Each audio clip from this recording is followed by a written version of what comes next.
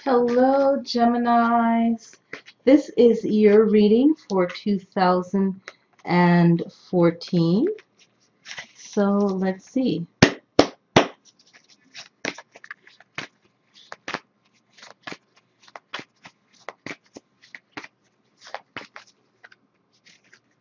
All right. So we're going to cut the cards. I just cut them. So we have 1, 2, 3, 4, 5, 6, 7, 8, 9, 10. And then the 11th card, I'm going to put it to the side just like that. All right, Geminis, let's see. So the first card represents you in the present moment, okay? And right now, you are in balance mode, trying to balance out everything that has to do with your life at this very moment. Okay, so no matter if things are going to be chaotic for you around the springtime into the summer, you're going to find balance, okay? And you are just going to flourish. Okay, it just seems like you're just going to find balance. No matter if there's chaos going on, you are going to make things work, Gemini. And this is right now, okay, the present moment. Now your challenge, okay, is really remaining calm, okay, for the month of May and June is remaining calm. And inner wisdom, okay, I'm getting a strong feeling that is inner wisdom that's going to make you calm throughout all the chaos. Seeking friends who are wise, who are true friends, who have information for you, kind words, information that will help guide you through the situation that you will be going through. So the challenge is to really be wise in everything that you do. All right? And this wisdom comes from within, and it comes from asking questions and being a great listener. So I'm feeling that need to listen. Okay, listen to good advice. And sometimes good advice might not be what sounds right to you that you want to do. If you cancel out maybe anger or frustration or what have you, you'll find that. Okay, so let's see what the third position, your recent past, is. The recent past is really making it through something that was difficult and then finding a pausing moment, a time to rest, to reflect.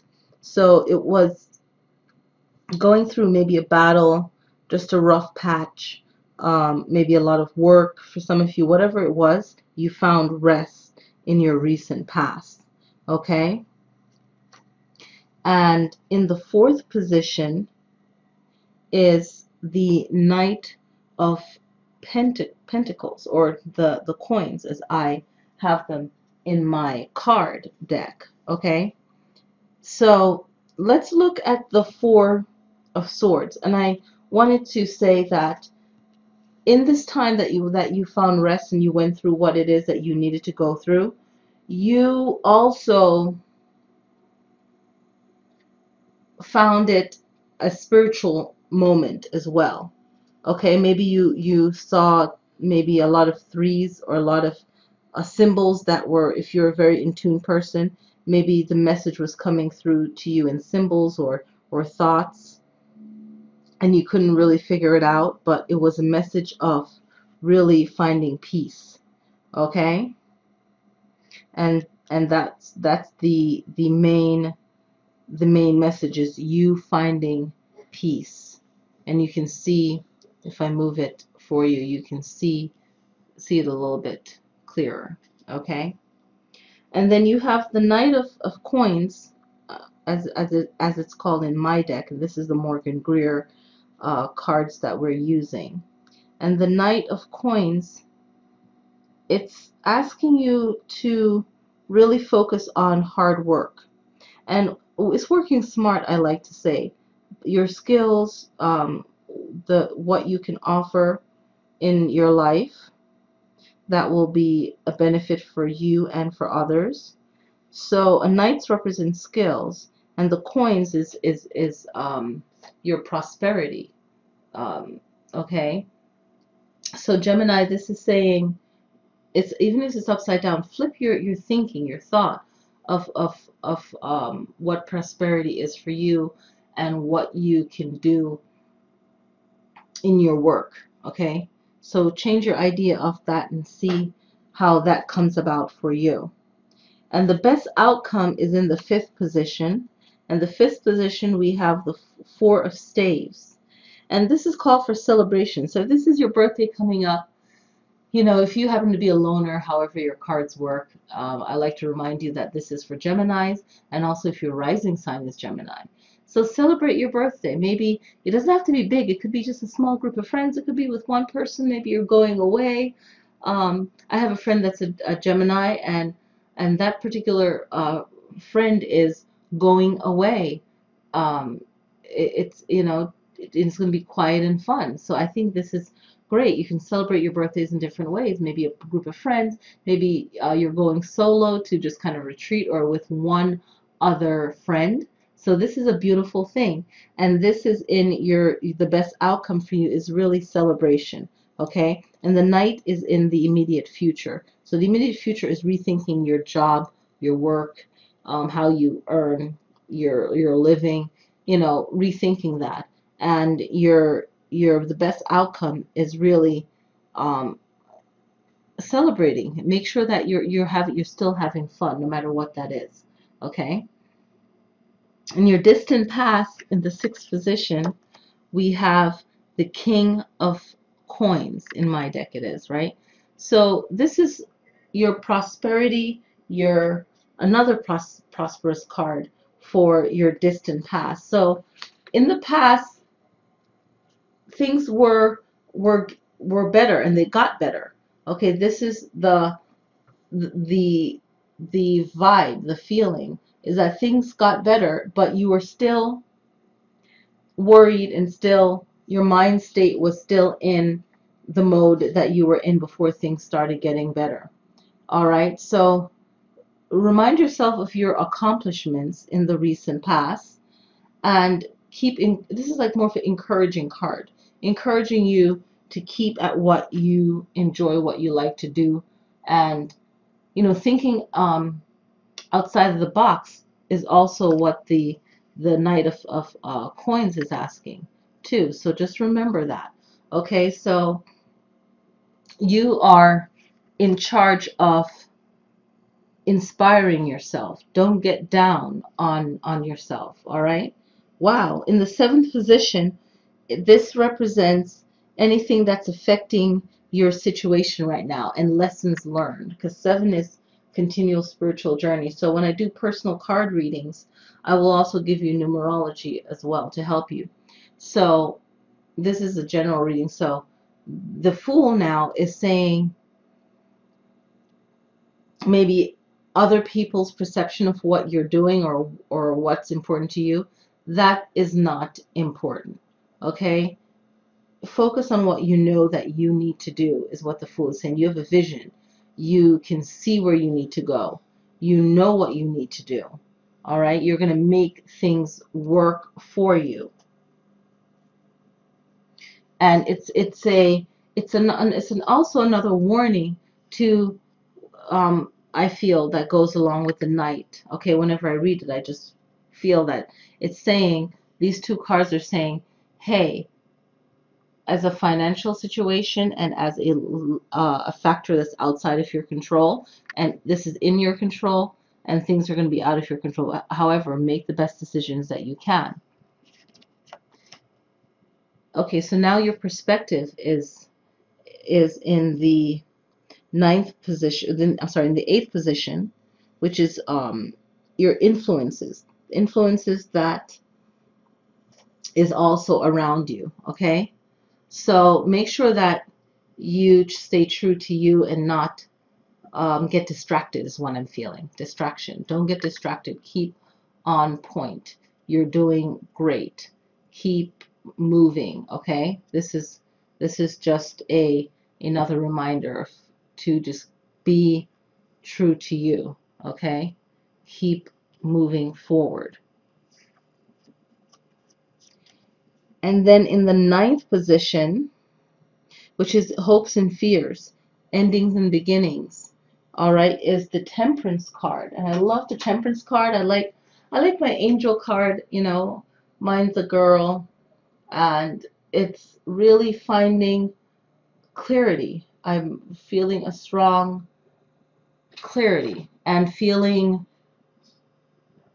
like you can find some moments to be by yourself, or